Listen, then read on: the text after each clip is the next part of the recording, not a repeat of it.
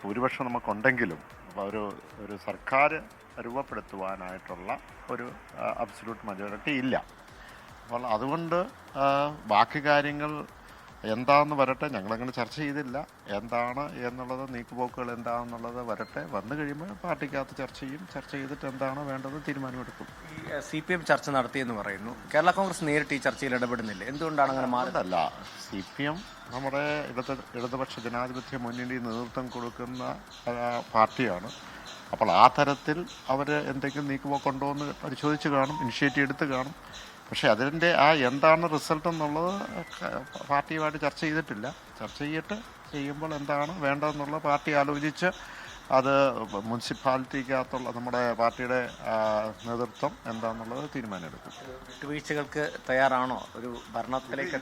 ഇത് വിട്ടുവീഴ്ചകളല്ലല്ലോ. ഒന്ന് നമ്മൾ കേരള കോൺഗ്രസ് പാർട്ടിയുടെയും ഇടതുപക്ഷ ജനാധിപത്യ മുന്നണിയുടെയും നയവും അതിൻ്റെ നിലപാടുകളുമുണ്ട്. അതനുസരിച്ചല്ലേ നമുക്ക് പോകാൻ പറ്റുള്ളൂ. താഴെത്തട്ട് ചർച്ചകൾ നടന്നു അണികളുമായിട്ടും, പ്രത്യേകിച്ചും ജയിച്ച കൗൺസിലർമാരുമായിട്ടും? അല്ല, അത് ഇപ്പം ചർച്ചയിലേക്ക് പോയില്ല.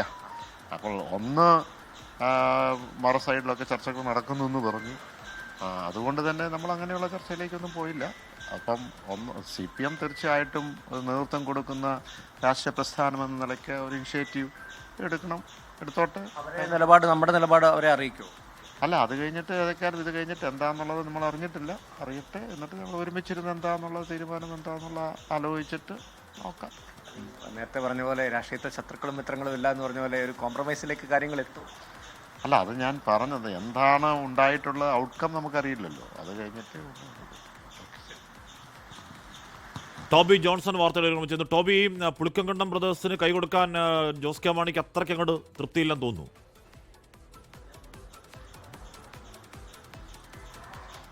തീർച്ചയായിട്ടും ആഷ്മി, എന്തായാലും കേരള കോൺഗ്രസ് നേരിട്ടല്ല ഈ ചർച്ചകളൊന്നും നടത്തുന്നത്. അതാണ് ഇതിലെ ഏറ്റവും പ്രധാനപ്പെട്ട ഒരു കാര്യം. നിലവിൽ ചർച്ചകൾ നടത്തുന്നത് CPM നേതാക്കളാണ്. അതായത് മന്ത്രി VN വാസവൻ അടക്കമുള്ളവർ ഇടപെട്ടുകൊണ്ട് നേരിട്ടുള്ള ചർച്ചകളാണ് ബിനു പുളിക്കക്കണ്ടവുമായി നടക്കുന്നത്.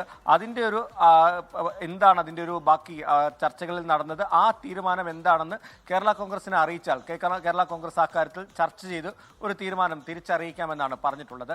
എന്തായാലും ഇന്നലെ ബിനു പുളിക്കക്കണ്ടം പറഞ്ഞത് ഈ രാഷ്ട്രീയത്തിൽ പരസ്പരം സ്ഥിരമായിട്ടുള്ള ഒരു ശത്രുക്കളോ മിത്രങ്ങളോ ഒന്നുമില്ല, അതുകൊണ്ട് ധാരണ ഉണ്ടെങ്കിൽ മുന്നോട്ട് പോകാൻ സാധിക്കും കേരള കോൺഗ്രസ് എമ്മുമായി എന്നുള്ള കാര്യമാണ് ഇന്നലെ പറഞ്ഞത്. എന്തായാലും ഈ വിഷയത്തിൽ കേരള കോൺഗ്രസ് എന്തായാലും ഒരു കാര്യം നേരത്തെ തന്നെ പറഞ്ഞിട്ടുണ്ട്. ജനഹിതം മാനിച്ച് മുന്നോട്ട് പോകും, വേണമെങ്കിൽ പ്രതിപക്ഷത്തിരിക്കാനും തയ്യാറാണ്. കാരണം ഇതിനോടകം തന്നെ LDFന്റെ ശക്തി നോക്കുകയാണെങ്കിൽ 12 സീറ്റുകൾ അവർക്ക് നേടാൻ സാധിച്ചു. അതിൽ 10 സീറ്റും കേരള കോൺഗ്രസ് എമ്മിന് തന്നെയാണ്. UDFന് 10 സീറ്റുകൾ മാത്രമാണുള്ളത്. അപ്പോൾ കൂടുതൽ സീറ്റുകൾ LDFന് ഉണ്ട് എന്നുള്ളത് ഒരു അഡ്വാൻറ്റേജ് ആണ്. അപ്പോൾ ബിനു പുളിക്കക്കണ്ടോ ആ 3 പേരും കൂടി വരികയാണെങ്കിൽ 15 പേരായിട്ട് കംഫർട്ടബിൾ മജോറിറ്റിയിൽ ഭരിക്കാൻ സാധിക്കും. പക്ഷേ അവിടെ ഉയരുന്ന പ്രശ്നം ഇതാണ്, കേരള കോൺഗ്രസ് കൗൺസിലറുമായിട്ട് യോജിച്ച് മുന്നണിയിൽ പോകാൻ സാധിക്കുമോ എന്നുള്ളതാണ്. നമ്മൾ മുൻപും ചില പ്രശ്നങ്ങളൊക്കെ പാലാ നഗരസഭയിൽ കണ്ടിട്ടുള്ളതാണ്. അപ്പോൾ ആ പ്രശ്നങ്ങൾ പറഞ്ഞു തീർത്ത് കൃത്യമായിട്ടുള്ള ധാരണ, അറിയാവുന്നതുപോലെ ഒരു വനിതാ ചെയർപേഴ്സണാണ് ഇത്തവണ അധ്യക്ഷയായിട്ട് വരേണ്ടത്. അതോടൊപ്പം തന്നെ വൈസ് ചെയർമാൻ സ്ഥാനം, ഈ 2 സ്ഥാനങ്ങളാണ് ഏറ്റവും വലിയ ചർച്ചകൾ നടക്കുന്നത്. വൈസ് ചെയർമാൻ സ്ഥാനത്തിന്റെ കാര്യത്തിൽ വിട്ടുവീഴ്ചകളിലേക്കില്ല എന്ന് ബിനു പുളിക്കക്കണ്ടം ഒരു നിലപാട് സ്വീകരിച്ചിട്ടുണ്ടെന്നാണ് നമുക്ക് ചർച്ചകൾ കയ്യാലപ്പുറത്ത് തേങ്ങ എന്ന് വേണമെങ്കിൽ പറയാം. ബിജു പുളിക്കക്കണ്ടം, ബിനു പുളിക്കക്കണ്ടം, ദിയ പുളിക്കക്കണ്ടം, 3 പേർ, ഒരു കുടുംബത്തിലെ 3 പേർ അങ്ങനെ പുളിക്കക്കണ്ടം ഫാമിലി തീരുമാനിക്കും. ജോസ് കെ മാണിയുടെ സംസാരത്തിൽ അവർക്ക് ഷെയ്ക്കാൻ കൊടുക്കുന്നതിൽ അത്രയ്ക്ക് അങ്ങോട്ട് തൃപ്തി ഉണ്ടോ എന്നൊരു സംശയം അവിടെ നിൽക്കുന്നുണ്ട്. എന്തായാലും CPM വലിയ ചർച്ചകൾ നടക്കുന്നുണ്ട്. UDF ചർച്ച നടത്താൻ ഒരു സമിതിയെ തന്നെ നിയോഗിച്ചിട്ടുണ്ട്. ആ കുടുംബം തീരുമാനിക്കും കാര്യങ്ങൾ. ലോകത്തെവിടെയായാലും ഏത് സമയത്തും 24 വാർത്തകളും ഓഗ്മെന്റഡ് റിയാലിറ്റി പാക്കേജുകളും എക്സ്പ്ലെയിനറുകളും വിശദമായി കാണാൻ ഞങ്ങളുടെ YouTube ചാനൽ നിങ്ങൾക്ക് സബ്സ്ക്രൈബ് ചെയ്യാം.